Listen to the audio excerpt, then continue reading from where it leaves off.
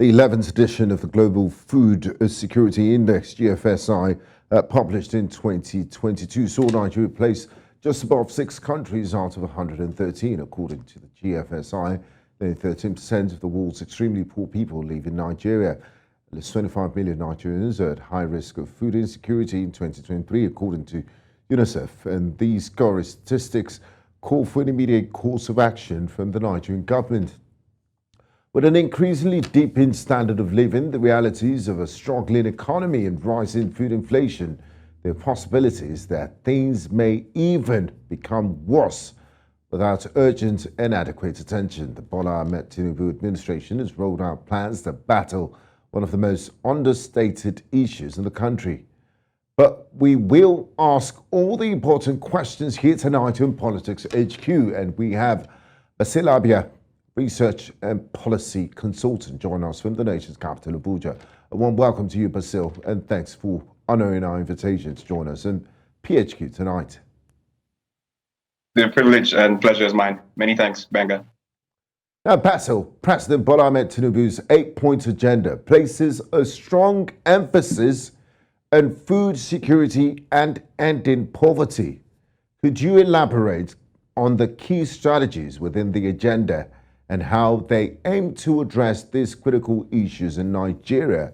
How confident are you in this document or this declaration by the new administration of President Bola Ahmed Tinubu to address these very important issues? So first and foremost, I think that the administration has started on the wrong footing, because when you want to approach the problem of food insecurity in Nigeria, we have spent the last 5 decades countering or trying to address this issue from a status perspective. And I'll explain what I mean by a status perspective. We have centralized all of the modus operandi for, trying to manage our food insecurity problems. We think that the federal government alone is enough to be able to carry out all of the modalities that will ensure that we reduce food inflation and then food security is a certainty in the country. Unfortunately, that's not possible with the kind of complex country that we have, the complex geographies that we have, all of the resourcing needs that we have.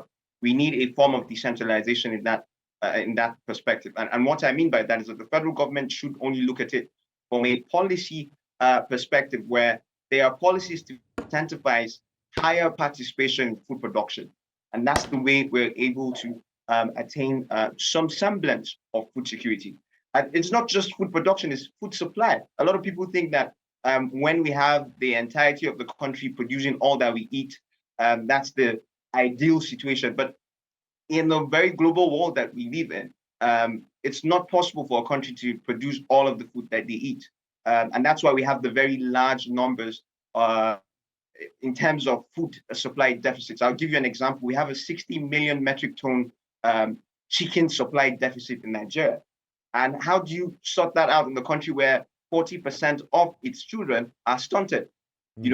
Our protein poverty is so high that I'm really scared for infants in the coming 5 to 10 years, because when you have a food inflation number at 26.98%, and then you have kids who no longer have access to the needed protein for their own brain development, for their bone development, for instance, then you're entering a national security crisis. Sorry to interrupt you, Basil. Now, this lack of access to protein, is it as a lack of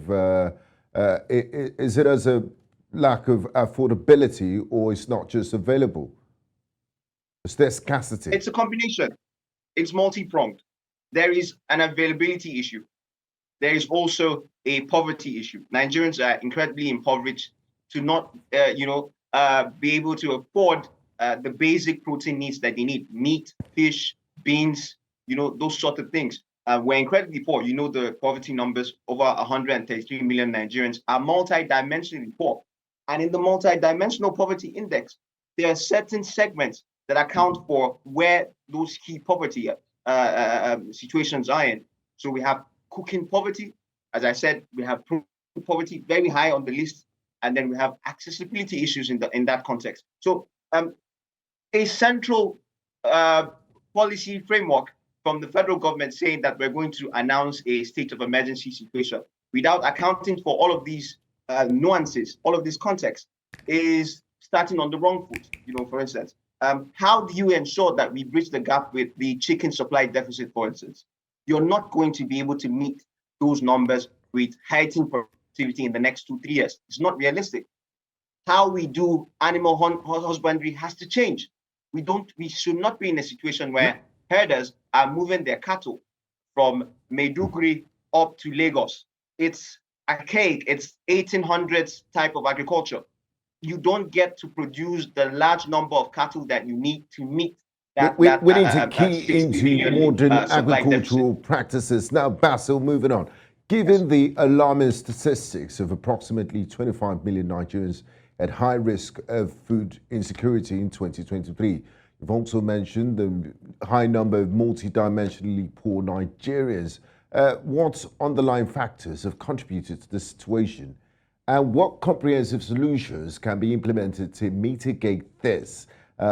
Quite a lot of people feel, Nigeria's problems are insurmountable, and, we just talk about it all the time.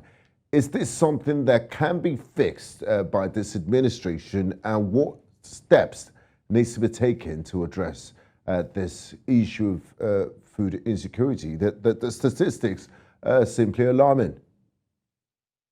Yeah, so for poverty, it's the same situation. That's why I'm saying that we're starting on the wrong foot. For poverty, the approach is that governments will be able to provide the needed modalities to be able to tackle it.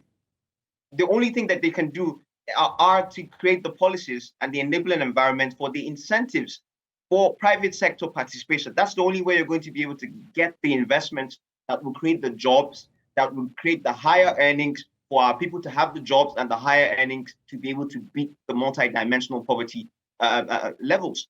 That's just it. But when you have a situation where we think that the central unit of governance, which is the federal government, are in charge of distributing rents and collecting rents, then that framework is already wrong. The highest that the federal government can employ, I think, maybe max 2 million people. That's about it. And that's even a situation where we're not performing. So what do you propose, Basil? Capacity as an economy. What do you propose? I didn't hear that, sorry. What do you propose as an alternative? First and foremost, we need to be able to decentralize those policy frameworks. So state governments have to be heavily involved. We need to be able to have local governments that can administrate. Can they administer? Can they manage? When we have those situations, then they will now be able to say, okay, let's start competing to get investors or investments in. And for me, the best example for Nigeria to follow is the Chinese example. Deng Xiaoping, when he got into government in the 70s, his major concern was how to open up China so that they could get foreign investments and turn China to the manufacturing hub of the world. And they've done just that in the last 30, 40 years. Every single unit of governance in China, of course, obviously they're a one-party government. They're under the CCP. But from the lowest level of the CCP, from the ward level to the village level, to the town level, to the city level, everybody is competing to get investors. People are competing to get manufacturers from the US site their factories in a village very close to Hanoi. People are struggling. Policymakers are looking for incentives to be able to turn a town adjacent to Guangzhou to a manufacturing behemoth. That's how to approach it. Because with that level of productivity, you're going to have to absorb the large number of unemployed Nigerians that we have. And when they're employed in those numbers, they are earning, right? Mm-hmm. And imagine if everyone is earning averaging 30 to 40,000 US dollars a year. The outcomes are better. The economic outcomes are better because they can afford protein, they can afford food. So food poverty is out of the way. They can afford very clean cooking situations, clean water. They can get better housing. So health outcomes improve. That's how you fight poverty. That's how you fight multidimensional poverty. No, Basil, I'm trying to pack in as much as we can in the limited time we have on the program tonight. Recent MBS statistics suggest that Nigerian households spend quite a percentage of their income 60%. On food, and food inflation affects all states 60%. In Nigeria. Can you discuss the immediate and long-term measures that can be adopted to stabilize food prices and ensure affordability for the citizens?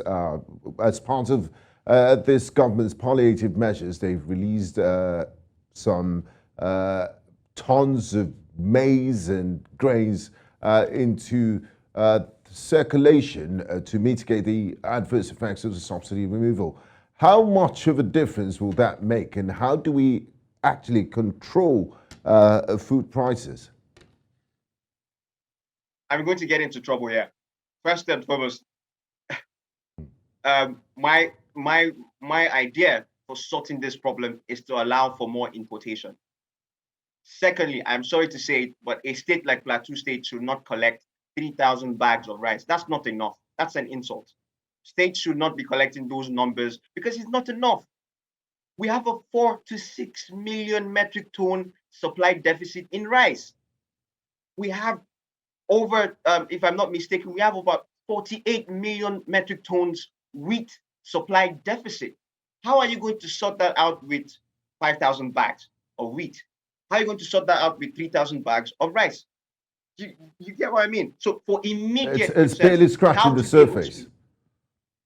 Yes, so it's scratching the surface. It's not even scratching the surface. It's a pinch, and that pinch is not productive enough. It's not going to solve our food inflation problem.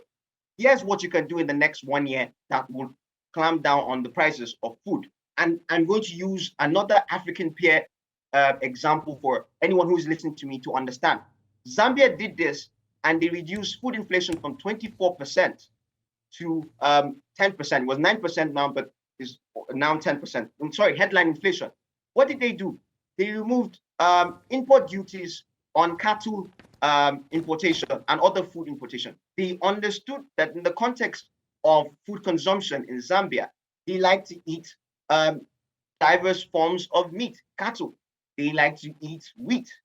That's a similar food consumption context with Nigeria. Yeah, but won't you be killing local producers? Is it not counterproductive to local producers? Are you not killing your cottage industries by allowing this imports?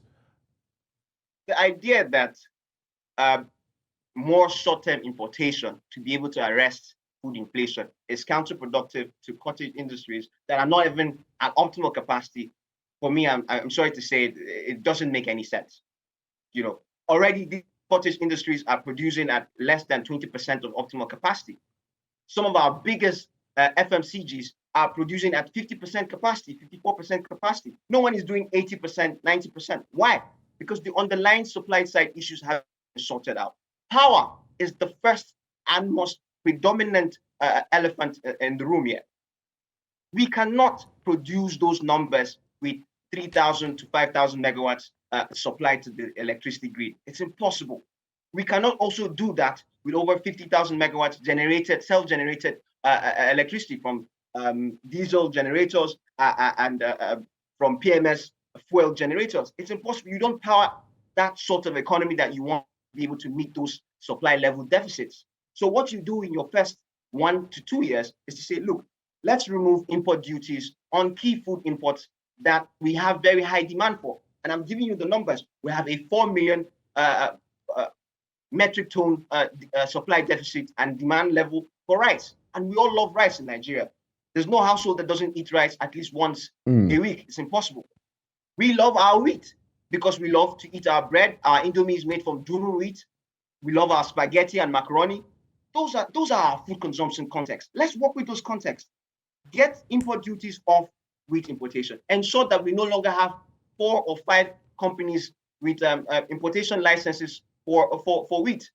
You're just transferring wealth to them. Cartel. Ensure that it's more players to be able to ship in those imports. What happens is exactly what happened in Zambia is going to happen here. We're going to have food inflation reduced. And let me tell you, a very important thing that people don't understand.